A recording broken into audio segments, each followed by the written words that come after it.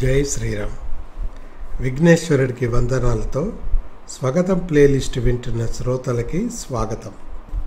ముందుగా నా వీడియోస్ని ఆదరిస్తున్న శ్రోతలకి కృతజ్ఞతలు. నా ఛానల్కు ఉన్న సబ్స్క్రిప్షన్ నెంబర్తో పోలిస్తే 2 లేక 3 రెట్లు అధికంగా వ్యూస్ వస్తున్నాయి. సంతోషం. ఇంతవరకు నా ఛానల్కి సబ్స్క్రైబ్ చేయని వారు ఇక ముందు మర్చిపోకుండా సబ్స్క్రైబ్ చేయమని విజ్ఞప్తి. ఎందుకంటే ఛానల్ సబ్స్క్రైబ్ చేస్తే కొత్త వీడియోలు అప్లోడ్ చేయగానే మీకు నోటిఫికేషన్ వస్తుంది. అందువలన ఈ వారం ఎపిసోడ్ నంబర్ 13, టైటిల్ మా అమ్మమ్మ షిరిడీ సాయి లీల. క్రిందటి ఎపిసోడ్లో పిల్లలమైన మేమంతా ఓ రాత్రి మా అమ్మమ్మ పక్కన పడుకున్నామని, మా అక్క అడిగిన ప్రశ్నకు సమాధానంగా మా అమ్మమ్మ వాళ్ళ చరిత్ర గురించి చెబుతూ, మా తాతయ్య వాళ్ళు తమిళనాడులోని తిరుచునాపల్లి దగ్గర గల కాల్నేపాకం ఊరికి చెందినవారని, తాము మెట్టూరు ప్రాంతానికి చెందినదానని, మా తాతయ్య వాళ్ళకి ధర్మాసనం అనే ఇంటి పేరు ఎలా వచ్చిందో, మా అమ్మమ్మ తాతయ్యల చిన్న వయసులో పెళ్ళి, మా తాతయ్య ఉద్యోగరీత్యా వారి ఊరిని వదిలి నైజాం వారి హైదరాబాదుకు వలస వచ్చారని, రజాకారు ఆగడాలకు భయపడి కర్నూలులోని వెంకుటమామ ఇంటిలో తలదాచుకున్నదని, అప్పటి పరిస్థితులు వివరిస్తూ, మా అన్నయ్య సాయి మా అమ్మమ్మను నువ్వు ఎప్పుడైనా సాయిబాబాను చూసావా అని అడగడం, దానికి సమాధానంగా మా అమ్మమ్మ తన స్వీయ అనుభవాన్ని వివరిస్తూ ఉన్నదని చెప్పుకున్నాం. ఇక ఈ వారం కథలోకి వెళ్తే, మా అమ్మమ్మ చెప్పే సాయిబాబా లీలను గురించి ఆసక్తిగా వింటున్నాం. నేను, మా అన్నయ్య, అక్కయ్య, చెల్లెలు, మా పిన్నమ్మను. మా అమ్మమ్మ చెప్పడం మొదలుపెట్టింది. అది బహుశా 1945 లేక 46 సంవత్సరం. మా అమ్మకు 5 లేక 6 సంవత్సరాల వయసు ఉండొచ్చు. ఆ రోజుల్లో మా తాతయ్య రైల్వేలో పనిచేస్తున్నారేమో.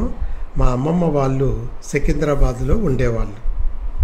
ఓ రోజు వాళ్ళు ఉన్న ఇంటికి దగ్గరలో ఉన్న అంజలి థియేటర్లో ఆ రోజుల్లో విజయవంతంగా ఆడుతున్న ఓ తెలుగు సినిమాని చూడటానికి మా అమ్మమ్మ చిన్నపిల్లలైన మా మేనమామ సుబ్బుమామ, గురునాథం మామ, మా అమ్మను తీసుకొని మ్యాట్నీ ఆటకు వెళ్ళిందట. అప్పటికి మా గురునాథం మామకి 10 సంవత్సరాల వయసు ఉంటుందేమో. మా అమ్మమ్మతో, పిన్నమ్మ, నాకు ఈ సికింద్రాబాద్లో అన్ని వీధులు తెలుసు, ముఖ్యంగా అంజలి థియేటర్ నుంచి మనం ఉంటున్న ఇంటి దారి బాగా తెలుసు అని చెప్పాడట. ఇక్కడ ఇంకో విషయం, మా అమ్మమ్మకి సినిమాలంటే చాలా ఇష్టం. బహుశా సినిమాలు అంటే వల్లమాలిన అభిమానం తర్వాత మా అమ్మకు, మా అమ్మ నుంచి మాకు అబ్బిందేమో. అలా మొత్తానికి మా అమ్మమ్మ పిల్లలను తీసుకొని అంజలి టాకీస్లో మ్యాట్నీ సినిమాకు వెళ్ళారట. అంతవరకు బాగానే ఉంది. సినిమా చూసి బయటకి వచ్చిన తర్వాత మొదలైంది అసలు కష్టం. సినిమా నిడివి పెద్దది కావడం, అది చలికాలమేమో. సినిమా హాల్ నుంచి బయటకు వచ్చేసరికి చీకటి పడింది. ఆ రోజుల్లో సికింద్రాబాద్లో హైదరాబాద్తో పోలిస్తే జనాభా చాలా తక్కువగా ఉండేది. హైదరాబాద్లో కూడా మూసీకి దక్షిణ భాగమైన ఓల్డ్ సిటీలో జనాభా ఎక్కువగా నివసించేవాళ్ళు. మూసీ అవతల ఉత్తర భాగమైన కోటి లేక రెసిడెన్సీ ఏరియా నుంచి సికింద్రాబాద్ వరకు బ్రిటిష్ వాళ్ళు నైజాంతో చేసుకున్న సైనిక ఒప్పందంతో భాగంగా తమ సైనిక స్థావరాలు ఏర్పరచుకున్నారు. అలాంటి పరిస్థితిలో మా అమ్మమ్మ గురునాథం మామని అనుసరిస్తూ పిల్లలతో ఆ రాత్రి ఇంటి దారి పట్టింది. సినిమా హాలు ముందు కాస్త వీధి దీపం ఉందేమో కానీ వీధి దాటగానే చిమ్మని చీకటి. ఆ రోజుల్లో వీధి దీపాలు కూడా చాలా తక్కువ. వీధులన్నీ నిర్మానుష్యంగా ఉంది. మా గురునాథం మామ మా అమ్మమ్మని పిల్లలని అరగంట పైనే నడిపిస్తూ ఆ వీధి ఈ వీధి తిరుగుతూ ఏదో నిర్జన ప్రదేశంలోకి తీసుకెళ్ళాక నాకు దారి తెలవదని చేతులు ఎత్తేశాట. చూస్తే చుట్టూ చీకటి, అంధకారం. ఆ వీధంతా మనుషులు ఎవరూ లేక నిర్మానుష్యంగా ఉందట. దూరంగా వీధి దీపాలు, ప్రక్కన షాపులు కానీ ఇల్లు కానీ లేవట. చీకటిని చూసి పిల్లలు ఏడుపు లంకించుకున్నారట. తాము అప్పటికే చాలాసేపు నడిచారేమో, ఇంటి దారి తప్పామని మా అమ్మమ్మ రియలైజ్ అయిందట. తాము ఉన్న ఏరియా ఏమిటో, ఇంటికి దారేటో కూడా తెలియని పరిస్థితి. దారి అడగడానికి ఎవరూ కనిపించడం లేదు. మా అమ్మమ్మ కళ్ళల్లో కన్నీరు. పిల్లవాని మాట విని సినిమాకు చిన్న పిల్లల్ని తీసుకొని వచ్చి ఎంత తప్పు చేసిందో తెలియవచ్చింది. ఏమి చేయాలో తెలియలేదు. అప్పుడు గుర్తుకు వచ్చారు తన నిత్యం భక్తితో కొలిచే తన ఇష్టదైవమైన షిరిడీ సాయిబాబా. అంతే, బాబా నువ్వే దిక్కు, చిన్నపిల్లలతో చీకటిలో అలమటిస్తున్నాను, మమ్ము ఎలాగైనా రక్షించు అని చేతులెత్తి మొక్కుకుందట మా అమ్మమ్మ కన్నీళ్లతో. అంతలో ఎక్కడి నుంచి వచ్చి ఆగిందో ఓ జట్కా బండి. ఆ బండిలో తెల్లటి తలపాగా వేసుకొని తెల్లటి దుస్తులు ధరించి ఉన్న ఒక ముసలాయన జట్కా బండి తోలుతూ కనిపించాడట. ఏమాత్రం బేరం చేయకుండా వీరిని జట్కా బండిలో కూర్చోబెట్టుకొని ప్రయాణం సాగించాడట. మా అమ్మమ్మను పట్టుకొని, నీకసలు బుద్ధుందా? చిన్న పిల్లలను తీసుకొని ఒక్కదానివే సినిమాకు వచ్చావా? అసలే రోజులు బాగాలేదు. ఈ ప్రాంతం అంతా నీతి తప్పిన బ్రిటిష్ వాళ్ళ జవాన్లు నివసించే ప్రాంతం అని తిడుతూనే ఉన్నట దారంతా.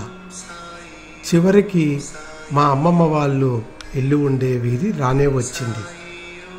ఎదురుగా ఇల్లు కనిపించేసరికి మా అమ్మమ్మకి పిల్లలకి ప్రాణం లేచి వచ్చిందట. వారి ఇల్లు ఉన్న వీధి కూడా చీకటిగా ఉంది. వీధి దీపం వెలగటం లేదు. మా అమ్మమ్మ పిల్లలతో కలిసి జట్కా దిగి గబగబా ఇంటికి చేరి జట్కా వానికి బాడుగా ఇద్దామని డబ్బు తీసుకొని ఇంటి ముందుకు వచ్చిందట. ఆశ్చర్యం, ఇంటి ముందు వీధి అంతా నిర్మానుష్యం, చీకటి. అక్కడ ఏ జట్కా లేదు. మామూలుగా ఇంటి నుంచి బయటకు వచ్చే సమయానికి ఒకవేళ జట్కా వెళ్ళి ఉంటే కనీసం వీధి చివర కనిపించి ఉండాలి. ఇలా ఆలోచిస్తున్న మా అమ్మమ్మకు తట్టింది. తను జట్కా ఎక్కిన తర్వాత ఇంటి అడ్రస్ కూడా జట్కా నడిపే ఆయనకు చెప్పలేదని. జరిగిన సంఘటనతో షాక్కు గురైన తనను పట్టించుకోకుండా దారంతా తిడుతూనే ఉన్నట్ట ఆ జట్కా అతను. మా అమ్మమ్మ అప్పుడు గ్రహించింది, ఆ వచ్చిన జట్కా అతను ఎవరో కాదు, తను నిత్యం కొలిచే ఆ షిరిడీ సాయినాథుడే అని. బాబాకు మనసులో 1000 దండాలు పెట్టుకుందట ఆ రాత్రి. తెల్లవారగానే వారి ఇంటికి దగ్గరలో గల రాణిగంజ్ పరిసర ప్రాంతంలో గల షిరిడీ సాయినాథుడి మందిరానికి వెళ్ళి బాబా దర్శనం చేసుకుందట.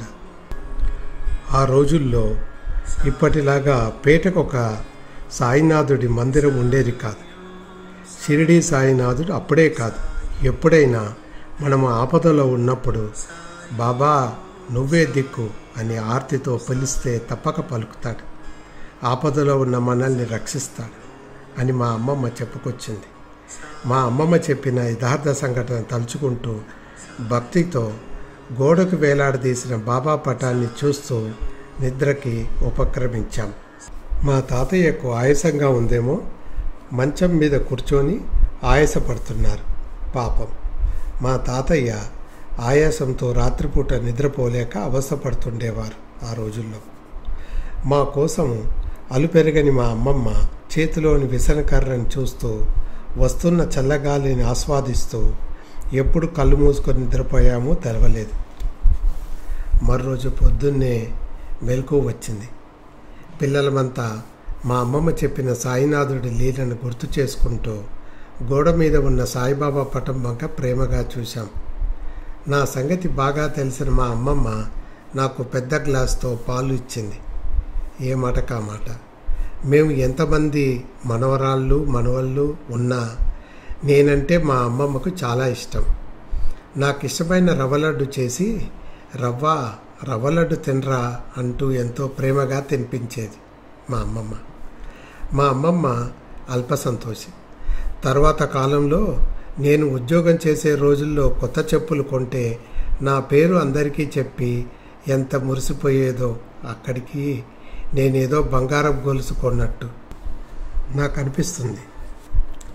అమ్మ పురుడు పోసుకున్నప్పుడు అమ్మతో పాటు హాస్పిటల్లో రాత్రంతా జాగరణ చేసి పసికందులమైన మనల్ని అపురూపంగా తన పొత్తిళ్లతో ఎత్తుకొని ముద్దాడి మనకు జాగ్రత్తగా స్నానాలు చేయిస్తూ ఏ స్వార్థము లేక ఎంతో ప్రేమించి పెద్ద చేసే అమ్మమ్మకు తర్వాత కాలంలో తను పెద్దవారై ఉద్యోగస్తులు అయి వారి అమ్మమ్మ చేసిన సేవను గుర్తుపెట్టుకొని ఏదైనా విలువైన బహుమతి ఏ మనోడో మనవరాలో ఇచ్చారని మనం ఎప్పుడైనా విన్నామా అంటే లేదనే సమాధానం వస్తుంది.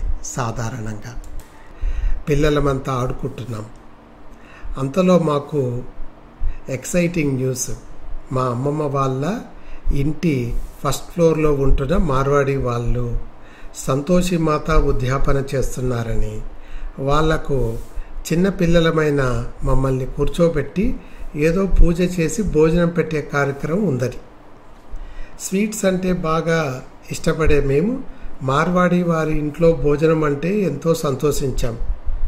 ఆ రోజు మధ్యాహ్నం రానే వచ్చింది.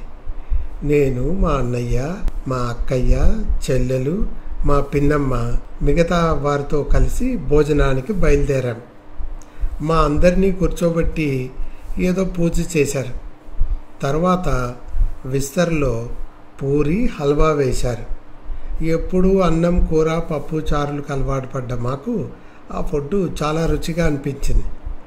భోజనం అయిన తర్వాత మేము బాగా ఎక్సైట్ అయిన విషయము ఏమిటంటే మాకందరికీ రెపరెపలాడే కొత్త ₹1 నోటు దక్షిణ కింద ఇచ్చారు తలా ఒకరికి. ఆ నోటు చూడగానే మా మొహంలో చెప్పలేని సంతోషం. ఆ నోటుతో ఏమేమి కొనుక్కోవచ్చో లెక్కలు వేసుకుంటున్నాం ఆ రోజంతా. నిజంగానే ఆ రోజుల్లో ₹1 విలువ చాలా ఎక్కువ. అలా చేతిలో ఉన్న ₹1తో ఊహల మేడ కడుతూ సాయంత్రం అయిందేమో పిల్లలమందరం పిచ్చాపాటి మాట్లాడుకుంటున్నాం. అంతలో మా అమ్మమ్మ వాళ్ళ పాఠకులో ఉండే ఒక కుర్రాడు దయ్యాల గురించి టాపిక్ లేవదీశాడు. అంతలో మా పిన్నమ్మ మా తాతయ్యకు ఎదురైన యథార్థ సంఘటన గురించి చెప్పడం మొదలుపెట్టింది. బయటకు దయ్యాలంటే అసలు భయం లేనట్టు ఫోజ్ కొడుతూ లోపల మనసులో దయ్యం అంటుంది, నిజంగా జరిగింది అంటుంది అని మా పిన్నమ్మ వైపు బెరుకుగా చూస్తూ ఉన్న భయాన్ని కప్పిపుచ్చుకుంటూ చెప్పే కథని ఆసక్తిగా వినడం మొదలుపెట్టాం పిల్లలమంతా. ఇక్కడ మనం బ్రేక్ తీసుకున్నాం. మా తాతయ్యకు దయ్యాలతో ఎదురైన యథార్థ సంఘటన, దానితో పాటు మా నాన్నగారి బెస్ట్ ఫ్రెండు కొలిగు అయిన చారీ గారి అమెరికా ప్రయాణం, పాపం ఆయన ఎదుర్కొన్న దుర్ఘటన, మా మీద దాని ప్రభావం, అటువంటి విషయాలు తెలుసుకోవాలనుకుంటున్నారా? దానికోసం వచ్చే సంచిక దాకా ఆగాలి. మరి ఉంటాను. ఇట్లు భవదేయుడు, బేరా వెంకట రవికుమార్, కేర్ ఆఫ్ రవిగాడి అడ్డా. ఈ ఎపిసోడ్ని ఆసక్తిగా వింటున్న మీకు ధన్యవాదాలు. ఇటువంటి అందమైన ఎపిసోడ్స్ని మళ్ళీ వినాలనుకుంటున్నారా? అయితే లైక్, షేర్ ఇంకా సబ్స్క్రైబ్ చేయడం మర్చిపోకండి. అలాగే ఆ కిందొక బెల్ ఐకాన్ కనిపిస్తోందా? అది కొడితే మా డాడీ కొత్త ఎపిసోడ్ అప్లోడ్ చేయగానే మీకు నోటిఫికేషన్ వచ్చేస్తుంది. Thank you for listening.